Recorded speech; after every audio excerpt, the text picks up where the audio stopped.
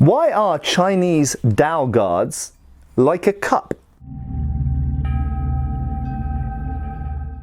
Hey folks, Matt Easton here, Schola Gladiatoria. Now, I've encountered quite a lot of these Chinese Dao of various types in my years of sword collecting and dealing and everything else. And something that has occurred to me a few times is it's interesting that we encounter disc guards actually in quite a few parts of the world. And indeed, you do find forms of disc guard. Think about pole arms for a second. Even in Europe, you find them on things like the Allspieß, and you find it on pole axes and stuff like this. So indeed, we do have disc guards, and the rondel dagger, we do have disc guards in Europe. Disc guards are obviously famous on Japanese swords, if I just go to a katana for a second. So obviously the tsuba found on a Japanese sword is a famous type of disc guard, and they're not always circular exactly. They can be moko or various other shapes, but they're essentially a disc. They project front and back and on the sides.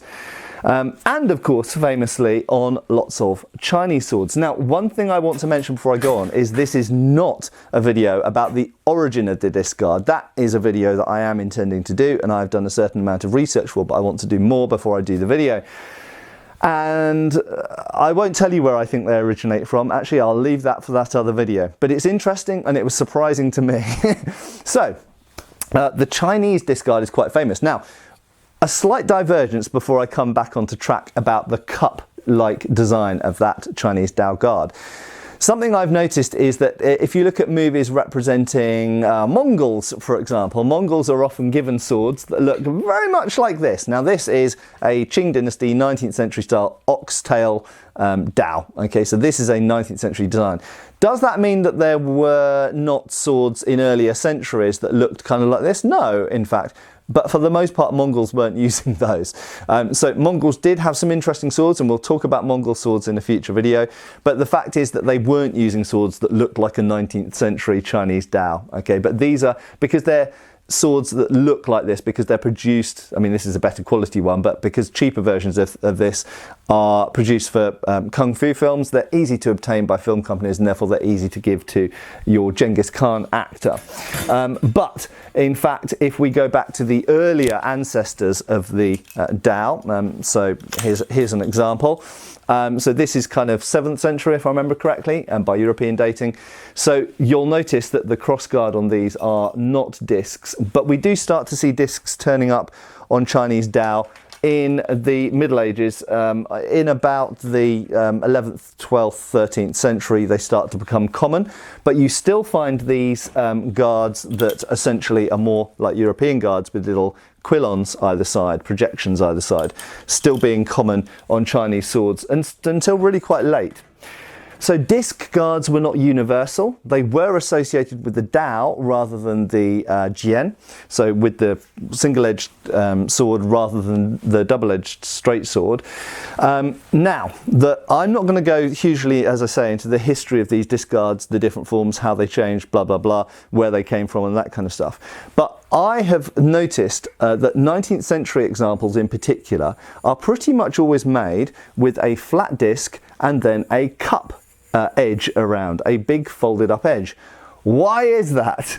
And I have pondered this, and I can't tell you the answer. There might be someone out there who knows a Chinese text, a treatise, maybe the Scholar General knows, that talks about the shape of these guards and explains why they're exactly like that. If that is the case, tell me. I want to know the history, ma'am, so tell me. But it is notable that when we look at Japanese swords, for example, the tsuba, or the disc, is usually pretty much flat. Okay, yeah, I mean, sometimes it's cast and it's carved and it's sculpted in different shapes and it has a profile to it, but and sometimes, in fact, it does have a rim around the edge. Sometimes the rim is hammered, is forged to widen up the edge. On some tsuba, very good quality ones, sometimes have a rim around the edge, and some have a applied brass or copper rib essentially around the edge as well, but it's nothing like on a scale of this massive great rim. So why is this here? Well, here are a few reasons why I think that may have been added. So first up is to do with comfort and wearing, and I think this often gets overlooked when we're talking about weapons because we just think about the actual combat side of things. We don't necessarily think about the fact that actually this sword probably will never ever get used in a fight, but is going to spend hours and hours and hours of your life being worn. And when this sword is in its sheath or scabbard, and it's down here, it's going to be, you can't quite see I think because it's off camera, so I'll hold it a bit higher than I would be wearing it. It's going to swing around here, so it's not necessarily resting against your body, but at various times it might be resting against your body, and in that case it is far more comfortable to have a big flat surface to the edge of that rim than something like a katana, where it's not, whether it's a tachi or a katana, a tachi hangs low and a katana is stuck through the obi up high. Now, with the katana, it could rest against the side, but it's not really a problem because it's up high. The Chinese sword, in contrast, much like a European sword, incidentally, is hung from slings here, like a tachi, very like a tachi, in fact. So usually that's not going to rest against the body, but it could have been, that could have been possibly one reason why that might have been put around the edge, to basically make it more comfortable or less painful when it bangs against you, perhaps riding on a horse as well. Now, another reason why I thought this might have been added there is to make the guard stronger. Okay, now one of the things we have to recognise, particularly with Qing Dynasty Chinese swords, is that the metal used, the iron used to make the guard components, is often quite thin. Now, I've owned a couple of antiques and I've handled a bunch more antiques from the 19th century, and a lot of them are not very well made, it has to be said. And the guards are actually not made of very thick metal, not as thick and well made as most Japanese tsuba, for example. So it could be that what they found was to make manufacturing perhaps a little bit simpler or make the swords more durable, they decided to use thinner sheet metal on here, but use the same sheet metal up here. And by putting that rim on, number one, it makes, obviously, if there's impacts coming on the sword from other people's sword blows, it makes the guard stronger, okay?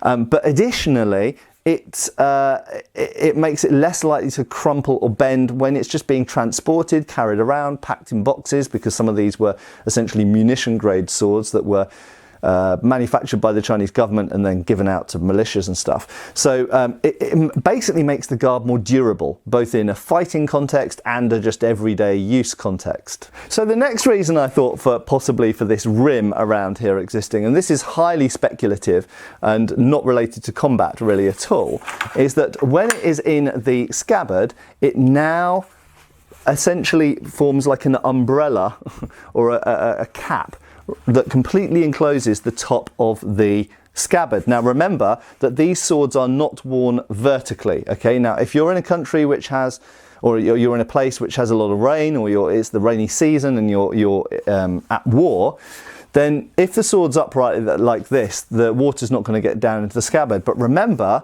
that these swords were worn at this angle from slings, okay? Anything from horizontal to maybe about 45 degrees, but they were hung at this kind of angle. Now, you will notice if that was just a flat guard here, rain could get in and get down inside the scabbard. Especially important when these are, particularly with these Dao, are very long and big entrances into the scabbard. So there's quite a long surface area, if you want to call it that, for the rain to penetrate and get in and get into the blade. Why don't you want that to happen? Obviously it will ruin your blade, it will make it rusty, no one wants that. But more importantly, we have many accounts from history of swords getting stuck in scabbards because of rain rust.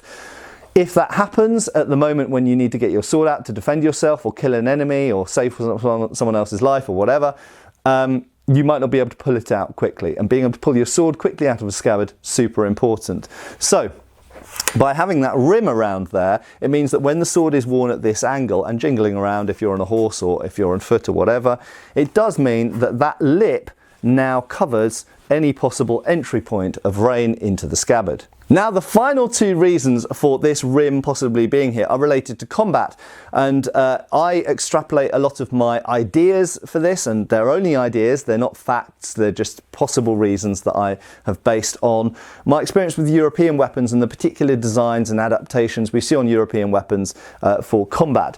Now, this rim, what two possible combat applications, direct combat applications, might that give an advantage to? Well, these are the two things, and the final two things I'm going to mention in this video. Firstly, we know that guards were often adapted to have projections on them in order to keep an opponent's blade away from your hand. That can be both in defensive terms and offensive terms. For example, if I'm defending, if a cut's coming in here and I stick my sword in the way, if their blade slides down here, the Langmesser, for example, has both quillons and a nagel or nail sticking out the side, which means that their blade can't slide directly down onto my hand. In offensive terms, it means if I've cut at an opponent and they cross my blade, I can wind into the bind and push against their blade by virtue of the fact that I've got a nagel here to protect my hand. Now, if we go to the Dao for a second, by having that rim projecting upwards from the discard, it means that any blade that slides down the blade towards the guard is kept further away from the hand because you've got a projecting rim. Now, there's a funny parallel here with a couple of things. Number one, there's a parallel with the European Federschwert, where we have this flared schild up here. Similar idea. It means the opponent's blade slides down to here and doesn't come as close to your hand as it would if it was coming down onto the guard by being stopped up higher. We also find a similar idea if we look at the Zweihand or Montante or Spadone with these projecting lugs here. It means that the opponent's blade comes down here, and it means that the angles of the blade that their sword is likely to get to doesn't come so close to your hand as if you didn't have those lugs there. And it's fairly well accepted that that's the reason why those lugs are on those big two-handed swords.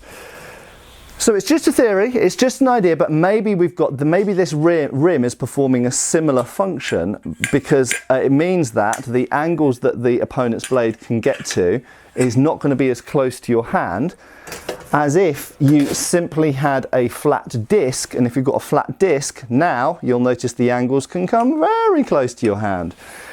So possibly, it's an adaptation to increase hand protection from cuts and binds. Secondly, and here's a wacky idea, and this is something that I only thought about when I received this particular reproduction from LK Chen. So I've had antiques with this cup-like guard on it before, but I've never had a replica one like this. And I was looking at it, I was thinking, it's really funny that that is so like a cup. I mean, you could literally pour liquid into it and drink out of it. I wouldn't recommend you do. It'd probably make your tang rusty. But that is a very cup-like thing. And we see some parallels with some rapiers. Okay, and the reason that we sometimes find on cup hilt rapiers, they have a turned up edge, which we presume is to catch an opponent's point. Now, I'm not saying that that is what this is for, but it seems possible. It's certainly, this is a bigger catching device than you would find on most rapiers. And indeed, if the opponent is using a blade that can thrust or does thrust, when including this oxtail Dao can thrust, of course, then indeed if two blades come down here and the point comes down, if it lands into that guard, it will get completely caught inside that cup. Is that an advantage? Is that a good thing? I don't really know. I think a lot more experimentation, or people who train with these more regularly and spar with these, I don't know many people who spar with Dao, but there might be some out there. I'd be interested to hear your feedback.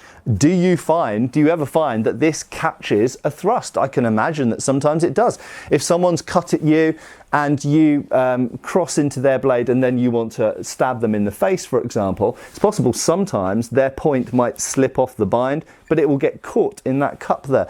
Maybe also, we also think about sword versus sword, probably too much. Think about spears.